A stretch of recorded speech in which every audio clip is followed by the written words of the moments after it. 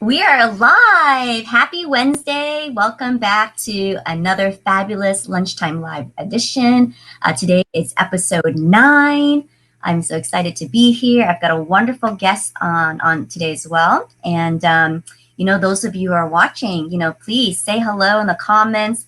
Thank you so much for joining us. And my name is Olivia. I'm your host today. I'm the LinkedIn Vibe expert, so I believe that visibility, impact, and brand expression are the keys to your social media success. So every week, I love to promote, my business community, bring on interesting guests, and talking to them about their projects, their business, and having just these great conversations that you and the audience can be a part of. So, love to make this highly interactive. So if you're watching this right now, please say hello. And so without further ado, my guest today is the lovely Maureen Gaetz-Faubert. She's coming to us all the way from Southern Alberta, Canada. So actually, this is your breakfast instead of lunchtime, breakfast time live for Maureen. So thank you, Maureen, for joining us so early. Thank you for having me. It is such an honor and pleasure. Fantastic. So, and I wanted just to start this off by saying, how I even met. So Maureen and I attended the Courage to Shine Summit, and this was just in early April. And she was one of the participants there. And, I just want to make a comment about there's so many events and summits and conferences are happening online. But what I noticed about Maureen is her participation, her engagement. And, as a result of that, as a result of showing up and being present, she walked away with some pretty amazing prizes, right? You got to be part of the Empowerment Factory, Empowerment Portal. Yes. And Sabine, and then you got to be a session with Sharon Bowes. So Yes. Tell me a bit about that experience, just like kind of capturing the summit experience, what that was like, or takeaway, what you can share with people who are like maybe attending all these summits, and then how you became a winner of all these great prizes. Yes, for me, I love the variety because there was many different topics, many different presenters. Some of them were specifically to your business, how to enhance your business. Others were connect your heart and your soul. They had the singing bowls, give great tips for understanding, emotional wellness and physical wellness. I love the variety, and it just felt like I fit within that group of people. It was beautiful and brought me to a level of really seeing others out there that are similar to how I think, feel, and work in my day. So it was great. And then were you able to follow up with Sharon and do that coaching? Yes. She amazing what she created for me in that one coaching session just truly brought me to who I am and who I am in my business. Fantastic. And we do have people watching. So, hey, Deb, thank you so much for joining us today. So nice to see you. And I just want to give a shout out to Deb because she's a huge supporter. And, her last name, actually, if you rearrange the letters, say balance. And that is something that she created for herself. So talk about visibility, right? So, when you're thinking about becoming an emerging, entrepreneur or coach or whatnot, and, the name, it starts with the name. And so I thought that was really cool. So Deb, I hope you don't mind me sharing that story. I just thought that was so cool that you would come up with the word balance and then rearrange that for now to your surname. So, and I think this is something you can talk about, Maureen, because you are a emotional intelligence practitioner. And I love that so much because number one, practitioner. So it tells me that, you're creating these habits, you're practicing it, right? You're practicing what you preach in your coaching, for example. And it's emotional quotient, right? I've heard about emotional quotient and figuring out like your EQ compared to the IQ. So say more about this emotional intelligence. How did you become a practitioner? And then, is balance one of those topics? Balance is certainly one of those topics, and becoming an emotional practitioner led from my certification as a life coach and workshop teacher based on the philosophy of Louise Hay, Heal Your Life. And as I was creating myself, recreating, reestablishing, transforming myself, and then working towards the certification and teaching and workshops and coaching, I came up with this term, emotional intelligence. I even wrote a blog on it, having no idea that that term was even out in the universe. And it had been at that point, I believe, for at least 10 years. And I started recognizing what I had been taught through the Louise Hay training was all emotional intelligence, understanding ourselves, connecting to ourselves, understanding our thoughts, our beliefs, learning to love myself unconditionally allowed me to love others unconditionally, looking at the world with curiosity and not judgment, being open to learning when you come against obstacles or situations, realizing that those are there for your learning opportunity and ability.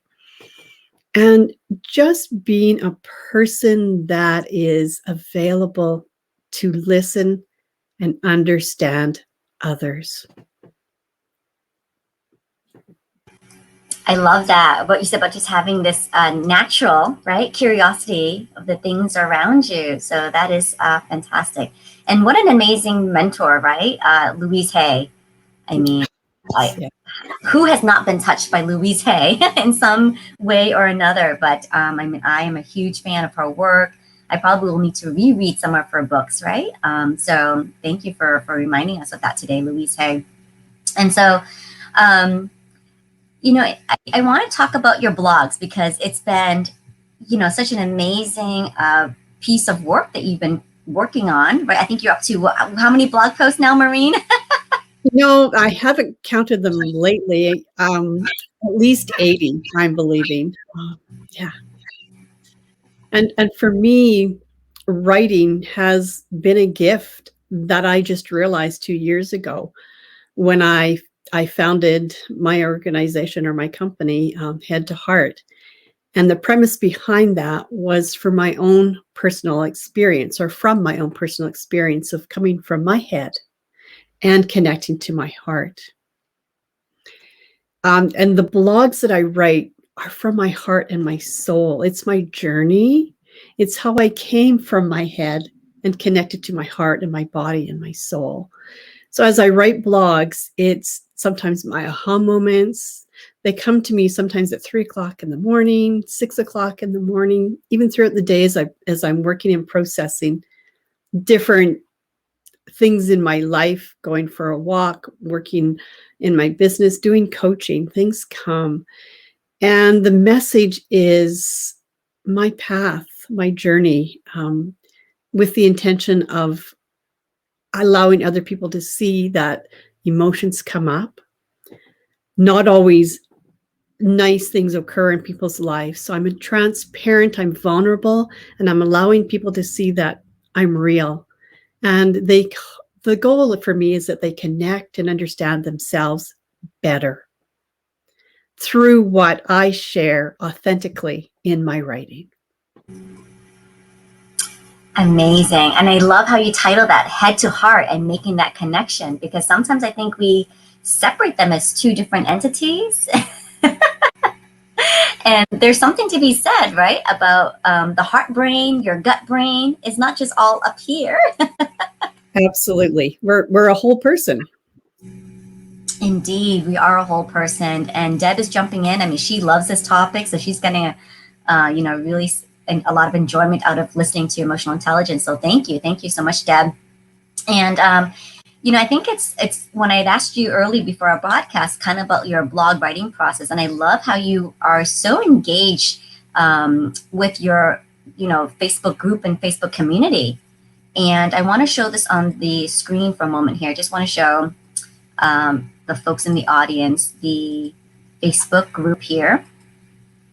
And let's see, hold on. There we go. So I would love for all of you to connect with Maureen. You can check out her Facebook group here. It's the Head to Heart, /coaching. And what's so cool that you shared with me is that on Mondays, it's Mondays with the Maureen, and that you go and you just kind of like discuss your, right? You're just showing up your authentic self and you're discussing your blog topic for that week. Maybe you're inviting audience comments, and then you post the blog on Friday. Yes. So how did the process come about? And then how has that been for, members of your community to be a part of that? And, like you said, sometimes inspiration just hits you at 3 a.m. So how does that get processed? It's interesting. And also understanding what's happening within my community and the world.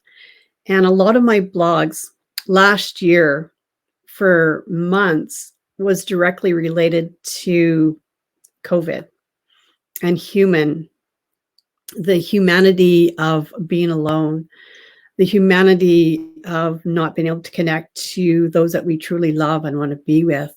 The understanding of what our emotions are doing, what our body is feeling. I understood through the connection of energy and watching and hearing that people really needed to hear some positive, productive words and learn how to overcome or outcome from the negativity and the scarcity and the fear that we were experiencing during the pandemic. So I wrote primarily on that and truly my feelings. One day I woke up thinking, after 6 weeks going, I've got this. I know how to be centered and grounded, going, I so miss my son. All I want is a hug from my son. And then I had an aha moment and went, my goodness, what are other people missing?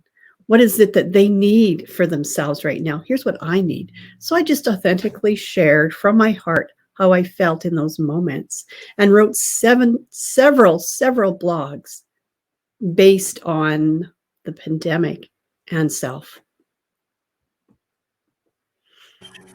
That is beautiful, Maureen. And you said some key words there. And then sometimes it's a simple checking in, right? Like you said, with your people, whether you have a group or not, or whether you just have an inner circle, but just being able to reach out to people and asking, what do you need? Right? And so it's a simple question, and it can open up a lot of doors to conversations and feelings, etc. So what do you need? How are you holding up? Versus just the plain, hey, how are you? Right? So how are you holding up? What do you need? So I really like that you phrase it that way. And then also, what do you need? Right? So checking in with yourself too. So I think that was really a good reminder as well, especially during the pandemic times. I mean, and not everybody knew what they needed, and they still don't. You can ask that simple question of what do you need? And it's like, well, what do I need? What does that mean? It's not something we typically ask ourselves. We're so busy moving on and going on and doing things in our life that we forget to remember that we do have needs in our life. And, in some of the blogs I identified, how do we reduce that anxiety? Well, simply meditate. Simply go for a walk, get up and move, walk around, get up and have a glass of water, change your position, and it will change your perspective. So what are the needs? What do you truly need in this moment in time? And just spending time journaling and figuring that out. And my head to heart coaching is my private page. My group, I have another group that I have established called the Emotional Intelligence Connection that I'm just working on to bring together to speak directly to the people who have agreed to be part of that group.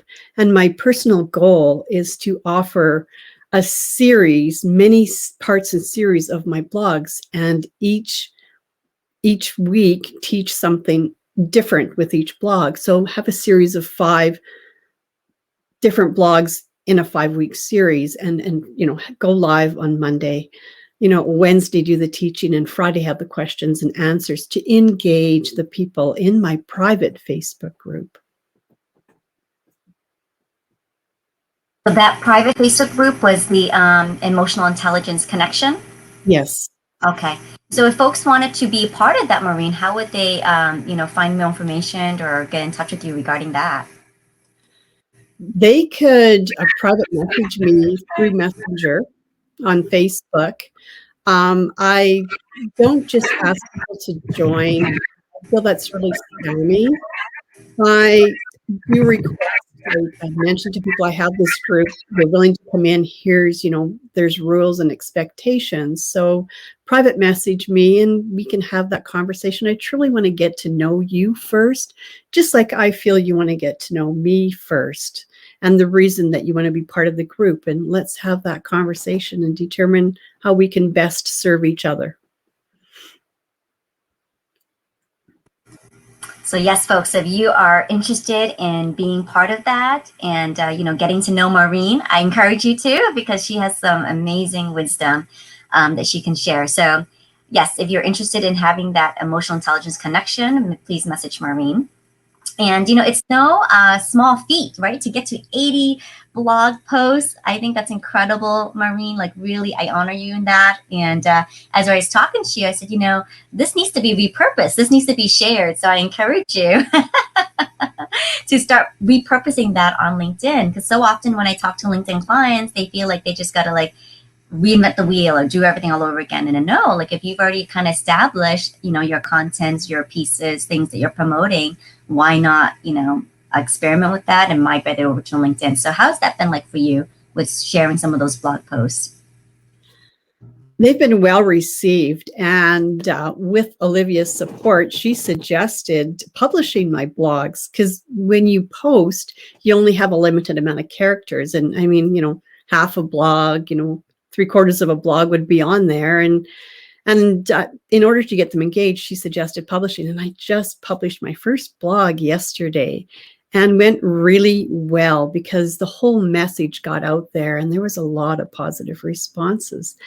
And it was on acceptance, accepting us, accepting who we are, accepting how the world is. It was something that came naturally to me. Fantastic. And I'm so glad you took me up on that suggestion, because there is a newsletter function or feature of LinkedIn. And so for many of you out there who are not comfortable yet on video and, maybe writing is your strong suit, maybe, you've already got an existing blog. So why not, take advantage of the newsletter features of LinkedIn and to, start reaching a whole new audience. But I did read that blog post about acceptance, and it was just like, sometimes things come to the right moment when you most need them, right? Serendipity. So I was reading about acceptance. And I was like, it really resonated with me, Maureen, this piece. And I think it's like one of the very first lessons that we need to learn. And I think for myself, just our body teaches us acceptance. Bodies can be a great teacher of acceptance. And it teaches us if we're listening. If we don't listen to our body, then our body is going to experience achiness, sensations, and even have disease eventually. So you're absolutely right. Our bodies feel, our bodies hear, our bodies tell us what's going on. And you're absolutely accepting our body, accept who we are, and really understanding how that is processed in the body, learning how to connect that head to the heart and the gut. And here's Deb. Deb is, still watching with us. So thank you for your support. And she goes, hey, Maureen, congrats on publishing. So thank you, Deb.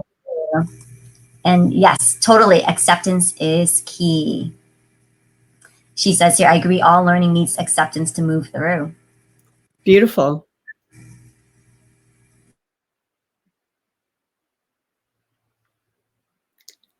Okay, Olivia, you're muted. Oops. It's all part of this. It's all part of the journey. Yeah.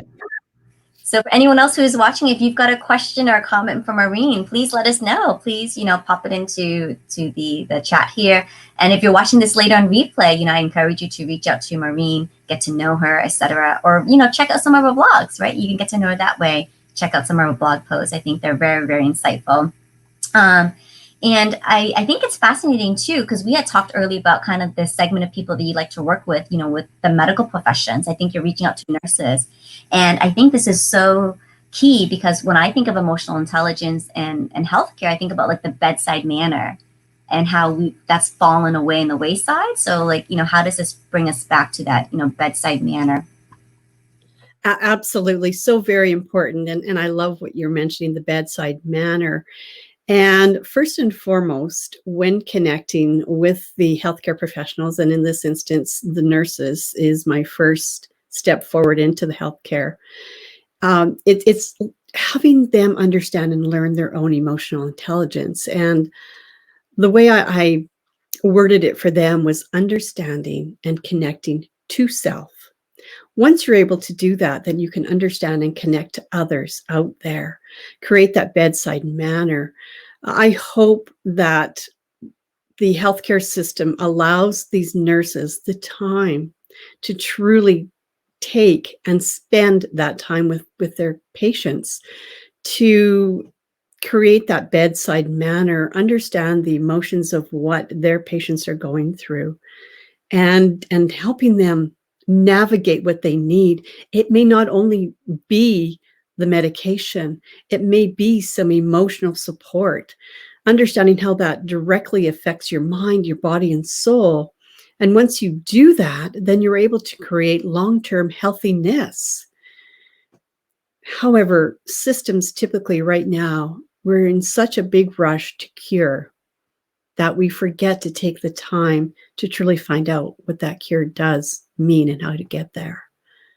So the system doesn't necessarily provide that time, and it is necessary because there has been a lot of missed healing opportunities. Wow, that's amazing. Let's see. Oh, here's a question from Deb. So here, maybe you can answer this for me. Do you focus on physical and emotional pain? How do you distinguish each? Yes, I do. I focus on both of them. And how I do that is when I first coach and teach, I do a meditation with my clients.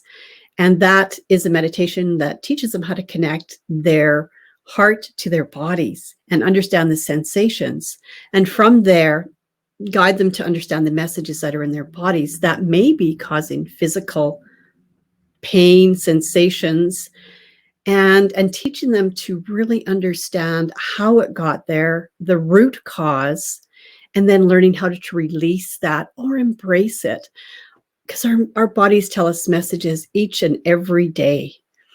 And it's just a matter of connecting and understanding that and guiding them through that process. I mean, goodness, as we move throughout our day and our life, as we're born in school, families, we have all these energetic and emotional connections with all of those people and all of the environment around us. So where have you left parts of you behind throughout the day? Where have you connected yourself emotionally to someone that you really need to bring that back to self once again? And how do you navigate through their emotions? Where do you put up your boundaries? Understanding those boundaries, I encourage my clients to create that protective bubble around them, to know how to discern themselves and others, because so many things come to us. A perfect example is triggers. What's the reason you were triggered? There's a lot that you have to consider or need to consider when it comes to triggers. What are your beliefs around what was just heard? What is your perception about the words that have just been said or the actions that happened? Where did that trigger you in your body? Where did you physically feel that in your body? So when you're triggered, the most important first step is stop. Allow yourself to truly feel that physically and understand the emotions. And most importantly, with the emotional intelligence, it's learning how to put the feelings into a word so that you can understand what it truly means to you, teaching that aspect. And also your vocabulary, the power of words. So the head, the heart, the gut, they're all intertwined. Our heart and our gut speak more to our brain than in reverse. They're a neural network. And when using words, it affects us vibrationally in every way. They have power, and recognizing that. One word that gives me great concern is when people constantly say, hey, that's crazy, or it's crazy, or she's crazy, or wasn't that crazy? Honestly, look up the words you're using. Do you really want to continue to use that word crazy? And what does it mean to you? And how is that affecting you vibrationally? Oh, that is so beautiful, Maureen. I was just deep in thought there for a moment because you brought up so many great points. And Deb is saying, yes, the greatest challenge is giving the words to our feelings. Like, I couldn't even imagine, like, what if there's not a word yet, right? To name that. I've created a whole list of words for feelings just to give an understanding, the understanding of how to connect that head to heart. So with the three brains, it's your head is I think, gives you logic and linear thinking. There's no feelings there. Your heart is I feel. So it gives you those feeling words. And you can truly ask your heart when you're not sure what's going on, just put your hands on your heart and say, what am I feeling right now? And your heart will give you that answer. You will have it either in one word or one quick sentence. When you hear that, just stop, because it is your truth. It's your soul speaking to you. And your gut is, I am. It's those intuitive feelings, those gut feelings. So it's if you're stronger in your head, learn to say, I feel more often. If you're stronger in your gut, learn to say, I think more often. Because when you bring those three brains together, it is powerful.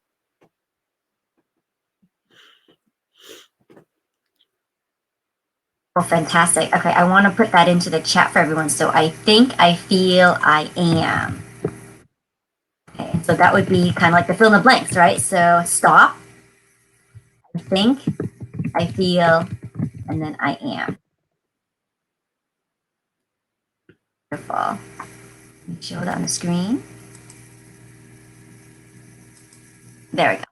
Oh, lovely.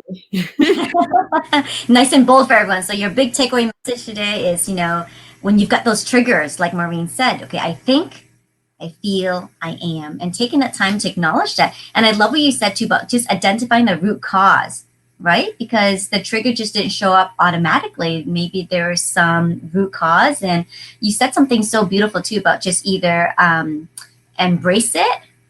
What was the other one? Embrace it or just let it go. just let it go. Oh, release. Yes, release.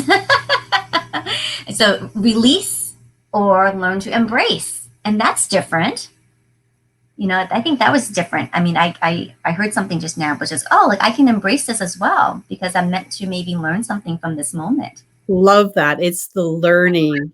It's the learning. And remember, as you learn, leave that experience behind. You no longer want to feel that in your body, your mind, or your soul. You definitely want to take that lesson forward and the experience is left behind, because when you continue to live in that experience, then you're living at a time when you can no longer be. You will not remain in that moment. You will have anxiety. You'll have whatever. You'll question that experience. You can no longer change it. It's happened.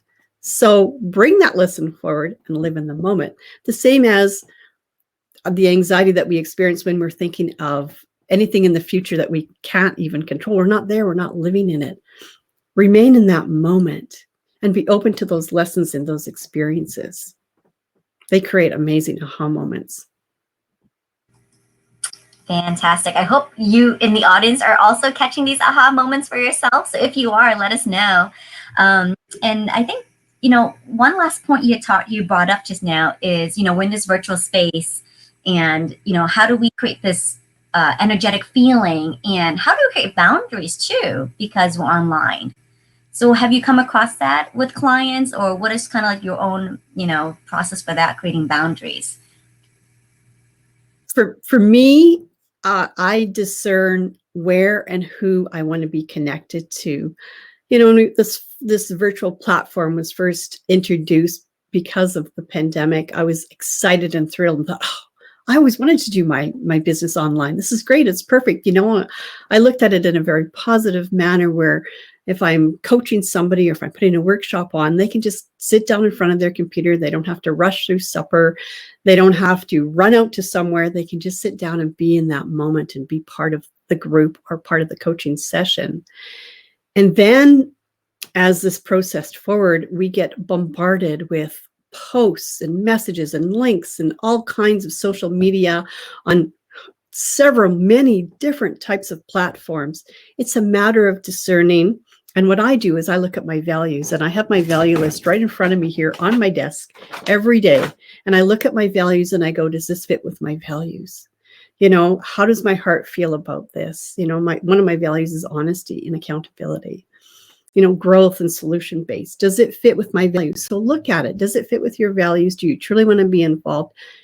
And how much learning do you want to do? And if the learning does or can enhance what you're doing right now.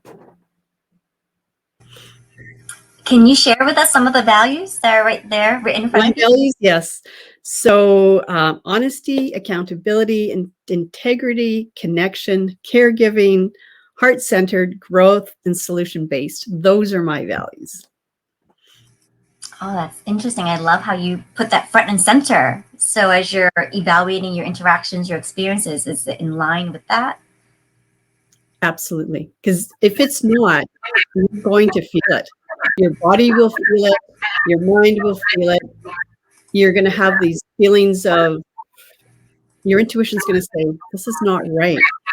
Again, look at those values that you hold in yourself, and it's going to give you an opportunity to discern where and how you want to be involved in anything. If you go and join a yoga studio, if you go to a gym and work out, if you go for a walk, is that the path that you want to be on? It works all. It's like, how come am I feeling this? Oh, it's not fitting with my values. It's a way to just balance it out. What a great lesson in discernment too. Wow. So, I mean, values are hard. It's hard work.